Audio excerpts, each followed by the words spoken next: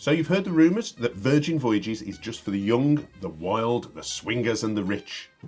Well, after sailing with them, we're here to bust 13 myths about Virgin that simply aren't true.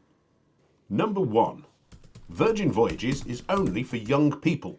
Actually, it's adults only, so there were no kids on board, but there was a surprisingly wide age range on the ship, from 20s to 80s.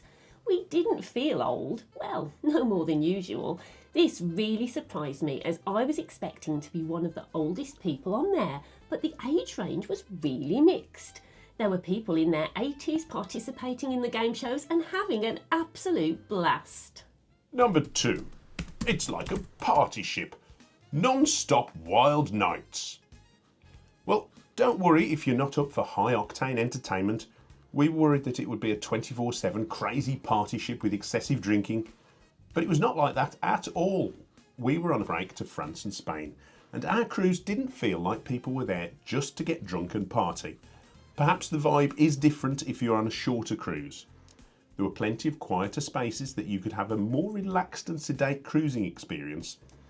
If you prefer fine dining and then a quiet drink, you can have this for every evening of your cruise. You don't have to attend the Scarlet Night parties or get involved in game shows. Just play a board game if you fancy, or watch a movie in your room. Number 3. I like to dress up, but there are no formal nights. There were no formal nights, so you could dress how you wanted, casual, stylish or eccentric. We dressed up smart and smart casual every night. Whilst I didn't see any men in tuxes and bow ties or ladies in ball gowns, I did see lots of people dressed up in lovely clothes such as suits or summer dresses, but equally people looked wonderful in t-shirts and jeans. We found that many people dressed up and made an effort to look fabulous, but then found there was no judgment if you wanted to slob around in your pyjamas. In fact, there is even a special night for that, and we joined in.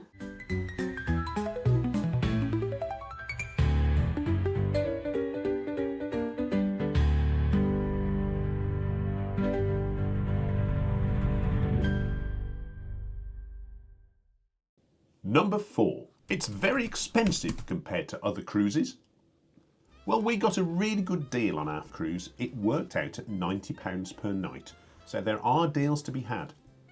However, before you compare the base price to other cruises, consider what is already included. You can eat in a specialty restaurant every night for no additional cost. All your gratuities are included in the base price. All your sodas are included for no additional cost. Fancy a premium quality ice cream? It's free. And you can even pick up sweets from the sweet shop for no additional charge.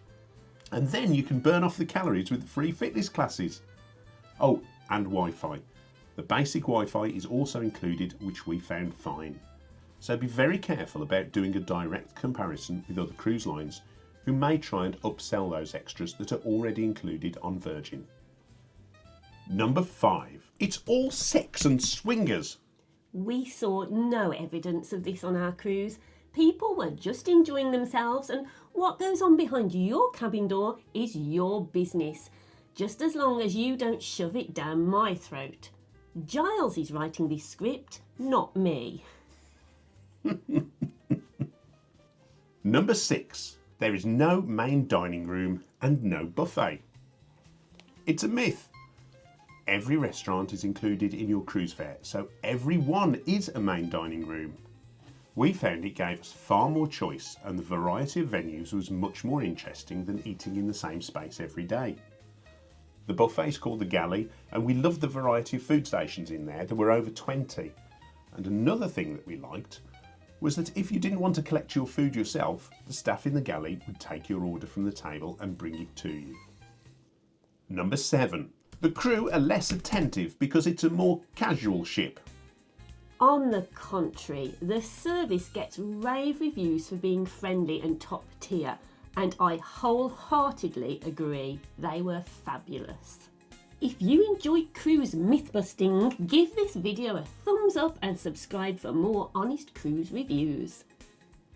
Number 8. There are no drinks packages. Technically this is true, but the equivalent of a drinks package is what Virgin calls the bar tab, and in our opinion it is much better. We feel that this puts control in the hands of the passengers. You decide before the cruise how much you are likely to spend on alcohol and purchase a bar tab to that amount. The bigger the bar tab, the more discount you get. One thing to be aware of though is that if you don't use it, you lose it. However, unlike a drinks package, you can buy drinks for other people, which is a great way to make friends. And remember, you can just pay as you go. We did this as Lisa doesn't drink many alcoholic drinks, and most of her drinks were already included in the price. Number 9. The entertainment is weird and you have to participate. We loved the entertainment on board. There were singers in the bars just like any other ships. There were pop-up performances and there were some full-on high-energy productions. Some shows are immersive, some encourage participation, but you can watch quietly too. We found ourselves getting involved and often in the thick of the action. Or you can just skip them. There's plenty to keep you occupied, including quizzes and board games in the social club, free retro arcade games, karaoke and loads of other things which you can view on the app. Speaking of which... Number 10. You need to be super tech savvy to use the app. Even Giles was able to use it, and he's really old.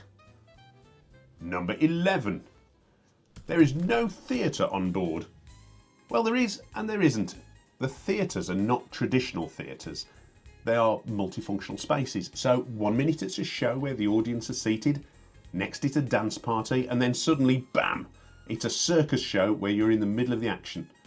We really enjoyed the variety of experiences that the Red Room and the Manor gave us.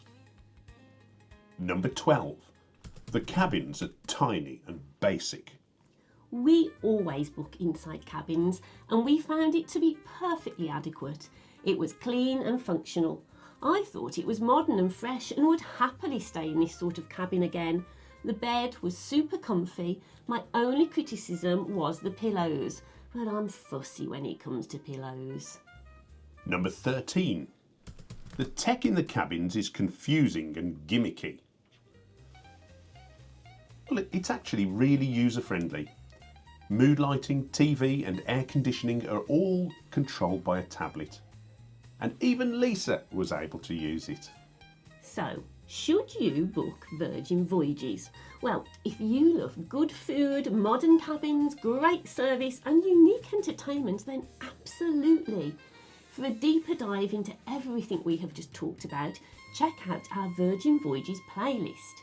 However, if you want a more traditional cruise, you may be best looking elsewhere. Let us know in the comments if you've sailed with Virgin Voyages and whether or not you thought it was good value. And don't forget to like, subscribe and ring that bell if you've enjoyed this and want to see more. Thank you for watching. Take care. Goodbye.